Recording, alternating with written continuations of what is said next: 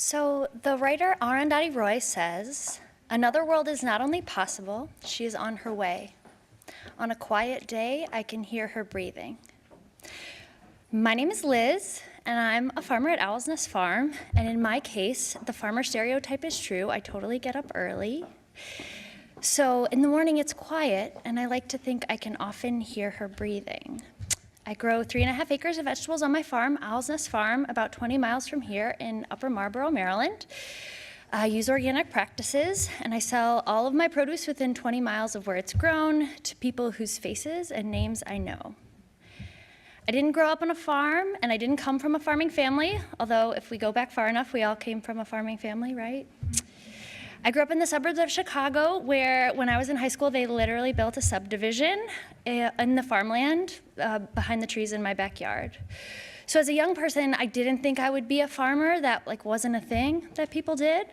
I actually thought I was going to be a human rights lawyer. But as I studied the role of the United States in the world and the role of white people in social justice movements, as I participated in protests against the war in Iraq and state-sponsored violence in Latin America, I found that in order to sustain myself, I needed my day-to-day work to be generative. So instead of tearing down oppressive systems that I was learning about, I wanted to be building something alternatives to those oppressive systems. And it turns out building soil and building a different kind of life for myself. So speaking of that different kind of life, I just found early in my life I could not sit in front of a computer all day at a desk. I don't know how a lot of y'all do it every day. I just love how farming engages my mind and my body and my spirit and brings all of myself into right relationship with the natural world. So let's talk a little bit about right relationship. So I believe that everything is connected, and at the end of the day, we're just all about our relationships. That's what it's all about, right? And some of the relationships that we're in are help us thrive, they make us better, and other relationships that we're in are harmful, they're exploitive, they're abusive, they're toxic, right? So as I know all of you know, the dominant food system is constantly obscuring the impact of those harmful relationships, the exploitation of people, the harm toxic chemicals do to the earth, and they're doing it intentionally. It's not an accident that I, as a young person, was totally disconnected with where my food comes from, because keeping the harm hidden allows the system to function as it is, right? Allows some people to make a lot of money while some people get sick.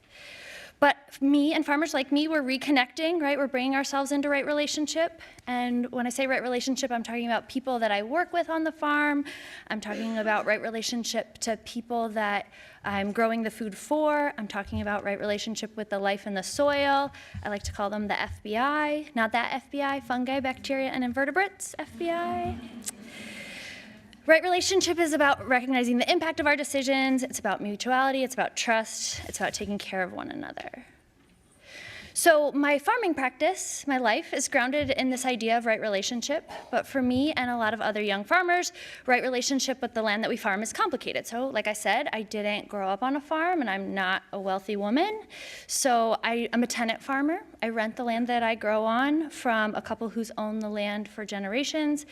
But I'm not going to be able to pass that same land down to the health of my kids. So I'm doing what's really long-term work, particularly when we're talking about building the life and the health of the soil with this sort of short-term outlook. So as I build those relationships, I try to align and be in right relationship. The future of my relationship with the land that I farm is uncertain. And that's really where a lot of you folks come in, like the National Young Farmers Coalition and others, figuring out how to get farmers like me into enduring relationships with their land and with the people that they're growing food for, the people who care where their food is coming from. So although my land tenure situation is uncertain, I'm really certain of this. My community of young farmers is the best. We are going to bed early, we're waking up early, we're working really, really, really hard. Seriously, y'all, farming is really hard. And most importantly, we're working together. So I don't know any other industry where people so joyfully and readily just hand out their trade secrets, but that's what happens to me all the time.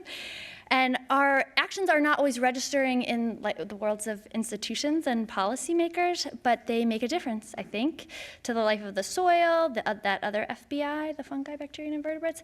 They make a difference to chefs who give a damn about where their food comes from. They make a difference to pregnant moms and their kids, to grandmas at the farmer's market who really love greens.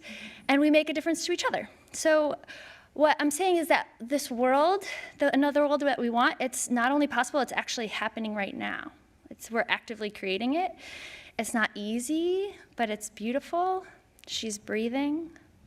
We're working hard, we're working together, and we're listening on quiet mornings before the sun comes up. And I invite you to listen too.